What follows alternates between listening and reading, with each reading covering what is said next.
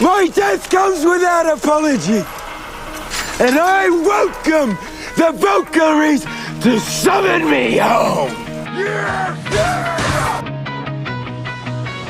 Blood moon, tell me what you see.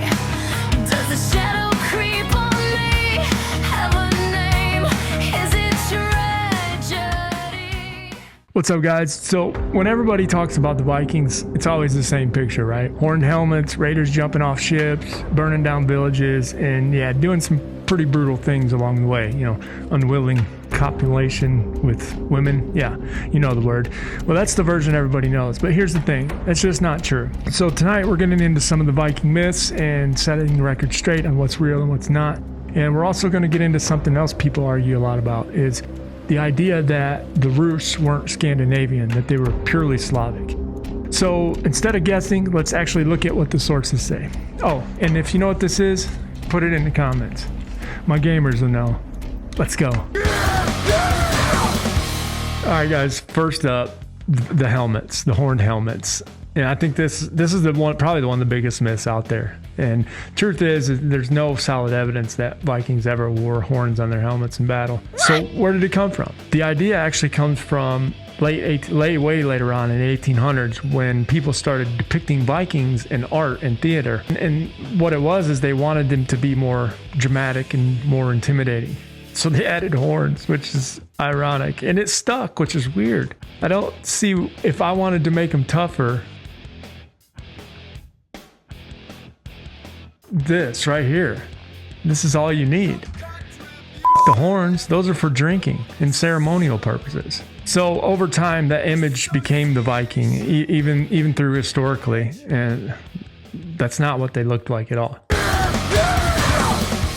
All right, guys, here's another big one. People picture Vikings as these giant, blonde-haired, blue-eyed, dirty savages. Like, they all look the same and just covered in mud all the time. But when you actually look into it, it's not accurate at all. For one, they didn't all look the same. These were people moving across huge distances that mixed with different cultures. So you had a lot more variation than people think. And the whole dirty thing, that doesn't really hold up either, because there's sources that describe them as well-groomed, combing their hair, taking care of their appearance, and bathing regularly. And I believe it was Lagerdager, which is bath day. So again, it's not that everything people say is completely wrong. It's just more exaggerated than reality. There's a 10th century, the guy named Ibn Fadlan, he was a Muslim traveler. Anyways, he described them as being filthy and in his writings. And then in the 12th century, there was a guy named John Wallingford. And I'm paraphrasing here, but he said something like they combed their hair every day, bathed weekly, and changed their clothes often. And in archaeological digs, they even found combs, tweezers, and grooming tools in Viking graves.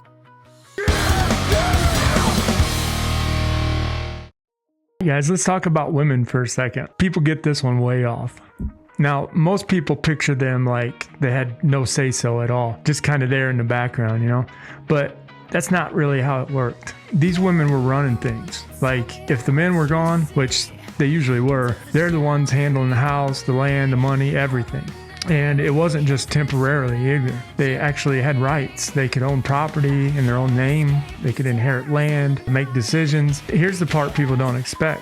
If a marriage wasn't working out, she didn't have to just deal with it. If the guy wasn't doing his part, she could walk away, like actually in the marriage. Like, fuck you, dude, I'm out. Which back then, that's not normal.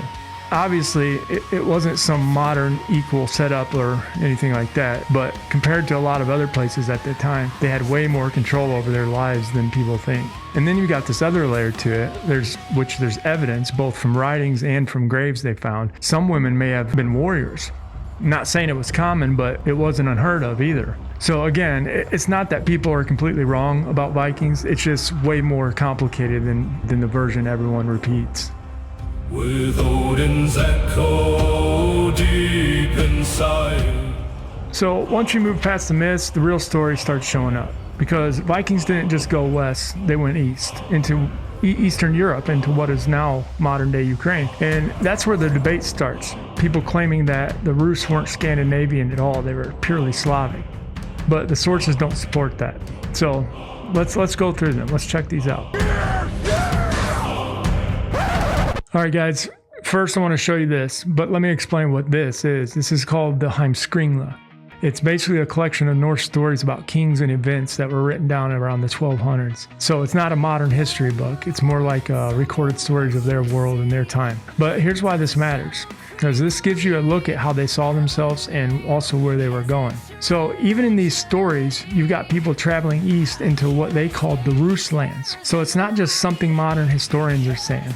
This idea of Vikings going east is showing up in their narratives too, which is where things start to get interesting. All right, so you got their own stories talking about this, like in the Heimskringla, where they describe people traveling east to Rusland. But it's not just coming from one side of things. You've even got outside sources, people completely separate from them saying the same thing. For example, there's the 9th century account called the Annals of Saint-Bertin, which I believe is the Royal Frankish Annals. And in that, they talk about a group called the Royals. When they're asked who they are, they're identified as Scandinavian. So now you've got completely different sources, different places with the same conclusion. And it doesn't stop there. You also got the Byzantine writings, like those attributed to George Hamartelos, talking about the northern groups connected to what is called the Varangian world. So again, different cultures, different regions, the same general idea. And then you get one of the big ones, which is the 12th century, the Rus Primary Chronicles.